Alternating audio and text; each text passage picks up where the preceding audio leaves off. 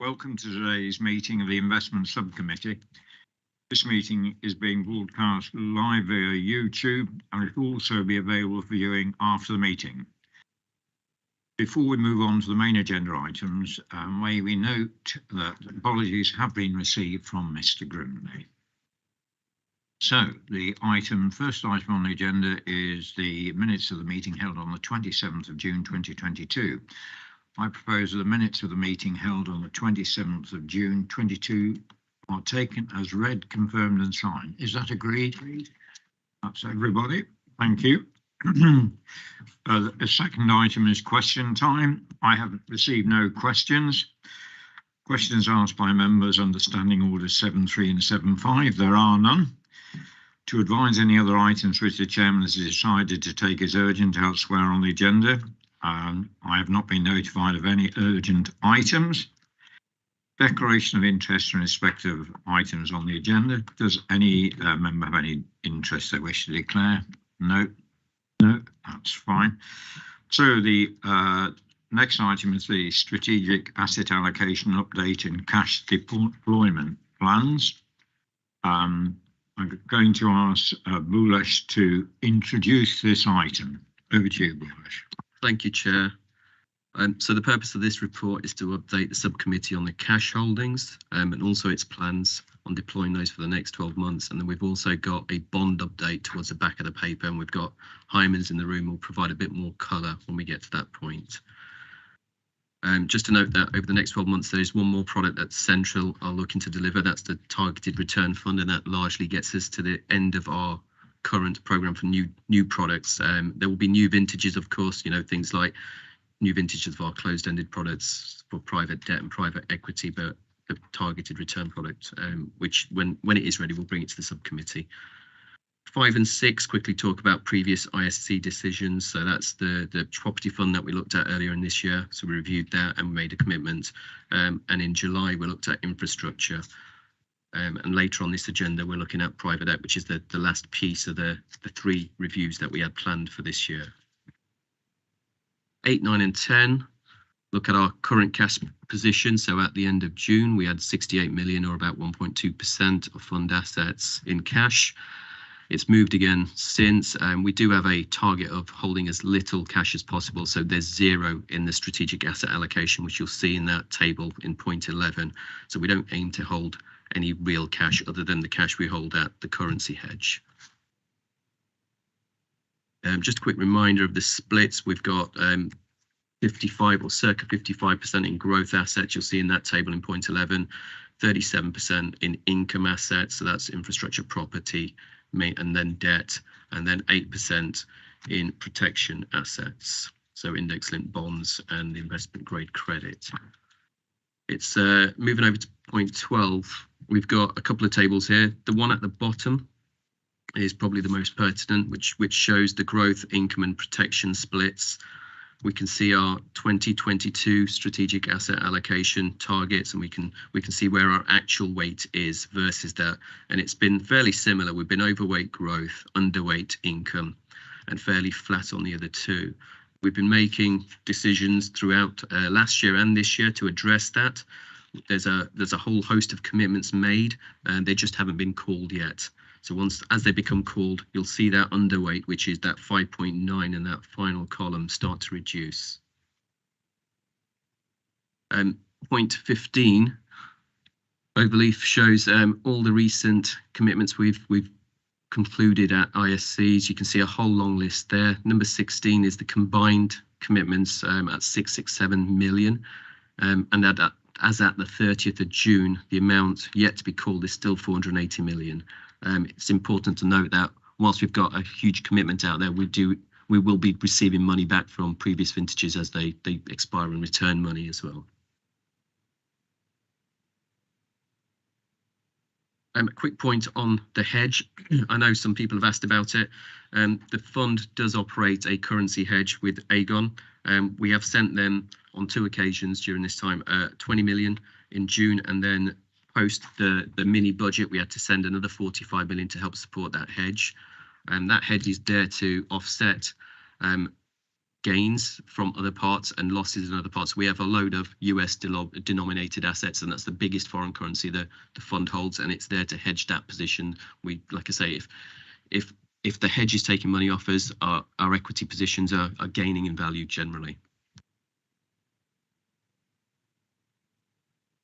23 and 25 talk to our plans to the end of March 23. There's a table there. I don't intend to go through that in detail. There's a lot of numbers there, but it talks about the things that we've done so far, i.e. the commitments that we've approved and what we expect to approve in the future. I believe I'm just going to point out one item because it appears later on the agenda. So 24E is global credit. Commitments outstanding to this class within the income class is circa 150 million, and then we've got a load of proposals on today's agenda which will help bring that underweight to income closer over the next 2 or 3 years. 29 is a little cash flow. We mentioned we've got a small amount of cash still. As at the 26th of September, which was the closest time to before we sent these papers out, we had about 42 million in total. We expect by the 31st of March 23, which is the end of the financial year, we'll have a similar amount. It is worth noting that it's fairly hard to forecast with any real certainty, given illiquid commitments get called with a week's notice, and we don't have much view of those until that week prior. So there's a fair bit of variability within that 41.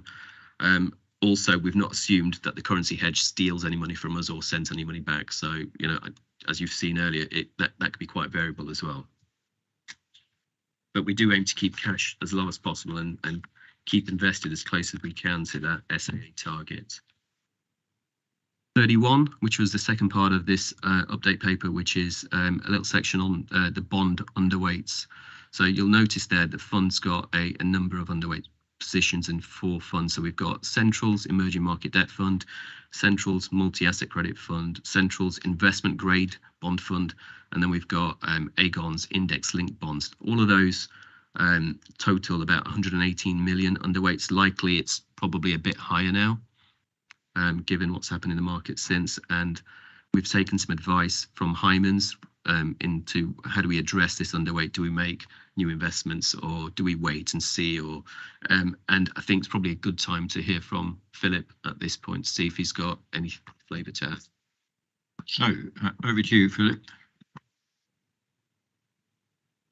Thank you, Chair, and a very good morning to everyone. Before I jump in on what's been happening in markets and implications for the fund's asset allocation, I thought I would just introduce my colleague, Abhishek Srivastav, who joined the Leicestershire team at Hyman's a few weeks ago now, to replace Emma. Emma has taken another role elsewhere within Hyman's, so lost to my team, but not to the firm overall. So I was going to say a few words about what's been happening in markets and the implications for the fund, primarily to reassure you, because we're conscious that there's an awful lot of bad news appearing in the press every day, and some of it's got quite close to home in terms of impact on pension funds. So I wanted just to summarise what's happened and what the implications are for the Leicestershire Fund. And it all really started earlier this year. Actually, this has been an issue that's been brewing for some time, as the growth outlook deteriorated, and as inflation rose further than the market expected, and is now expected to persist longer than hoped for, but particularly in the UK. So understandably, central banks have responded to that by raising interest rates, and further rises in interest rates are expected, which obviously will increase government bond yields. Higher bond yields are bad for asset classes, particularly fixed income, bonds, which is why we've seen some underweight positions open up as the value of the fund's bond holdings have fallen. That's a direct consequence. Higher yields are also are good though for liabilities, because they should reduce the value of the pension fund's liabilities. And on a net basis, pension funds should be better off as a result of the high yields, i.e. liabilities fall by more than the assets falls. There is a but coming though. The increase in government bond yields accelerated when the government announced its tax cuts a few weeks ago, and particularly unfunded tax cuts, which are very likely to boost growth in the short term, but are also very likely to be highly inflationary. And that, of course, encourage the Bank of England and other central banks to raise government bond interest rates and therefore government bond yields even more, thus compounding what we've seen happen during the year so far. In addition to higher interest rates and higher government bond yields, market volatility also picked up, reflecting a very high degree of uncertainty about what happens next in the economy and in markets. So this should have been generally fairly good for pension funds, but unfortunately, there are a large number of corporate defined benefit pension schemes that had hedged their liabilities with government bonds, and unfortunately in more cases with derivative programs. These are called liability driven investment programs, which you may have heard of in the press. When government bond yields rose, the pension schemes were forced to sell liquid assets like gilts and corporate bonds to fund margin calls on those derivatives, in exactly the same way as what happened with the currency hedge. When the dollar strengthened, you were asked to provide margin into your currency hedging program, and you were able to do that because you planned to do so. With these corporate defined benefit schemes, their liability-driven investment programs were so, in some cases, employed so much leverage that the amount of margin they were asked to post, collateral they were asked to provide, was more than they could easily raise, which meant they had to start selling gilts and corporate bonds at lower and lower prices. And the risk was, and obviously selling gilts and corporate bonds is going to put further upward pressure on yields, thus creating the risk of a spiral. And that's what the Bank of England picked up a couple of weeks ago. They realised that the stability of the gilt market in particular was at risk. So they intervened and offered to buy gilts that pension funds needed to sell to maintain their liability-driven investment programs. And if they hadn't done that, those programs would have been collapsed, and in theory, a large number of corporate defined benefit schemes would have become insolvent overnight. So this really was extremely serious for those corporate schemes with those liability-driven investment programs. Now, happily for local government pension schemes in general, and for the Leicestershire Fund in particular, you do not have any liability-driven investment program. And furthermore, you don't employ leverage at a portfolio level that would have exacerbated the risks even if you'd had one. So your fund has not been directly affected by what's happened. Your assets are down, but then so will the value of your liabilities. You are affected by higher market volatility and uncertainty. That makes it difficult to know what to do in terms of investments. But that's really the only challenge that the scheme faces, given what's happened so far. So although this is definitely a crisis for corporate defined benefit schemes, it isn't for the Leicestershire Fund. And actually, it's potentially an opportunity. You have the opportunity now to buy gilts and other protection assets at much lower prices than you could have done even 3 months ago, let alone a year ago. And by doing so, you could take some of the investment risk off the table and therefore protect your future funding levels. So there's a real opportunity here.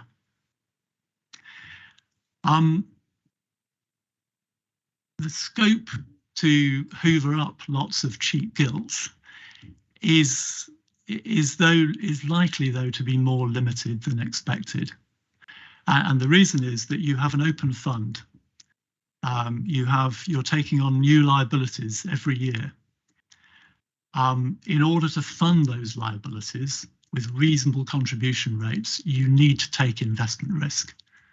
And buying lots of gilts is not taking enough investment risk to generate the returns that you need, even though those gilts are cheaper than they once were.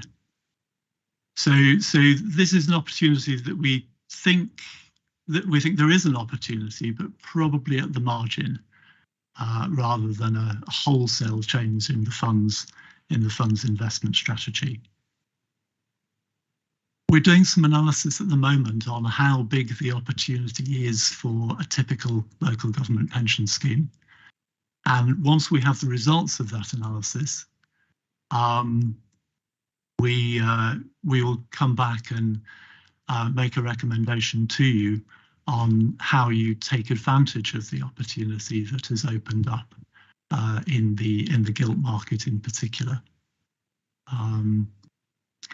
In the meantime, to circle back to the comment that Bullish was making when he handed over, the value of your protection assets has fallen, so you have an underweight there, and the value of your equities have fallen also, but not quite as much. So they will be slightly overweight, and so there's a clear need to think about rebalancing of the portfolio, but that is a more of a day-to-day investment decision. Let me pause there and see if there are any questions, or whether I've reassured you or spooked you even more. Thank you. I think that's somewhat reassuring. Are there any questions that anybody's got? Zubair. Thank you. It's really helpful, and I think likewise very reassuring. I suppose the question I've got is at this stage is, considering everything that's taken place and your useful update now at the paper as well from Bullish, there's no appetite or requirement at this stage for us to revisit the strategic asset allocation for the fund, sort of formally, if you want to call it. There's no requirement at this stage. In the work that we do for you on asset allocation and the asset liability modelling that our actuarial colleagues do for you that supports that work, we expected government bond yields to normalise over time anyway, and the level of inflation that we've experienced so far, although it feels very uncomfortable after years and years of low inflation, it is still well within the range of inflation scenarios that we considered in the asset liability modelling. So nothing has happened yet, which was not anticipated in the modelling that we did for you. The speed with which the government bonds have normalised is a surprise, but the fact that they've normalised is not. And in that sense, we don't believe there is a need to revisit the high level asset allocation and fundamentally change it. The only potential thing is that there may be an opportunity at the margin to increase the protection assets, but that would be more tactical to take advantage of an opportunity in the market rather than strategic, and certainly rather than in response to a sense of crisis. Thank you. Any more questions? No. I did just ask. Sorry, apologies. No. If I can just extend that question further and say, based on the fund valuation, does whatever taking place at the moment and your comment about the asset allocation being still appropriate, is there any impact on the likelihood, the expected likelihood, and to achieve the expected return in terms of the fund being able to meet its liabilities going forward? I think it's 75 or 80% likelihood to achieve. I'm not sure what I can't remember the percentages, but is there any impact on that? The answer to that question would depend somewhat on the specific assumptions that were made in the asset liability modelling, and in assessing future funding level and the likelihood of being fully funded. If no changes to our assumptions were made, it is likely that the likelihood of being fully funded on the horizon that you set in the work that you do with the actuaries, it is likely that the likelihood of success has increased as a result of what's happened, because the value of the liabilities has fallen further than the value of the assets has fallen so far. Thank you. Yeah. Thank you, Chair. Yeah, there's some talk in the media this morning about the Bank of England sort of pulling out of their intervention in the bonds market. If that happens, does anything that you said need to be changed, or is there any impact if the Bank of England actually stop supporting the bonds market and actually things just go as they go? Yes. So when the Bank of England announced the programme, they were very careful to say that their programme was would be of limited duration. And I think what they were saying is that they wanted to help the corporate defined benefit pension market to de-lever their liability-driven investment programs in a controlled manner, and not to cause a crisis in the gilt market. What the bank didn't want to say, was careful to avoid saying, is that they were prepared to buy government bonds in perpetuity if the government felt the need to raise lots of debt to fund its tax cuts. So we're expecting the bank to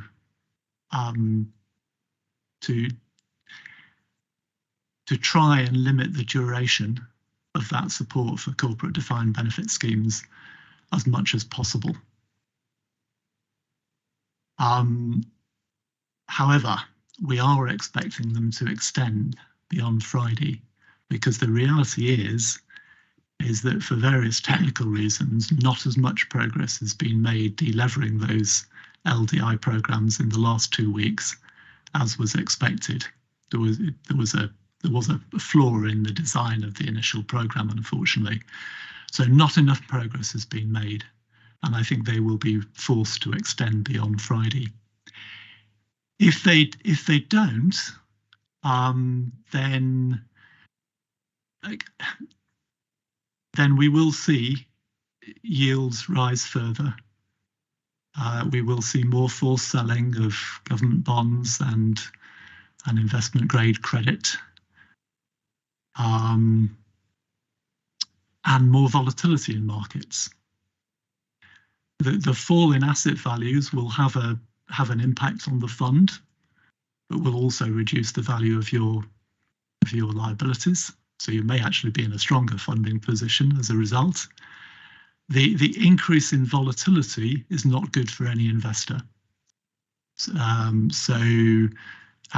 certainly if the gilt market collapsed, that would be extreme. That would be bad news for the UK economy, and for any investor in the UK economy, including the pension fund. Now, you know, the government bond market, the reason why it collapsing would be such bad news is because it's so important, and for that reason we assume that the Bank of England will do everything it needs to do to preserve the stability and the proper functioning of that market. But if it did lose control, then that could potentially be negative for the fund. Thank you, Viv. Just really out of interest, we talk about the government having sold bought 65 billion pounds worth of treasury. Is there any alternative buyers in the international market? Can anybody else take that debt up?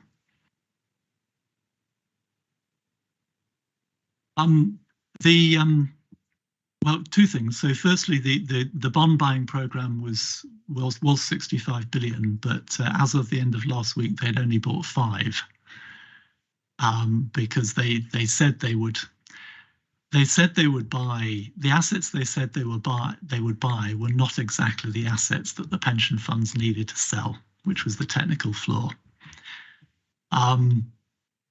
In answer to your second question, are there other buyers of those assets?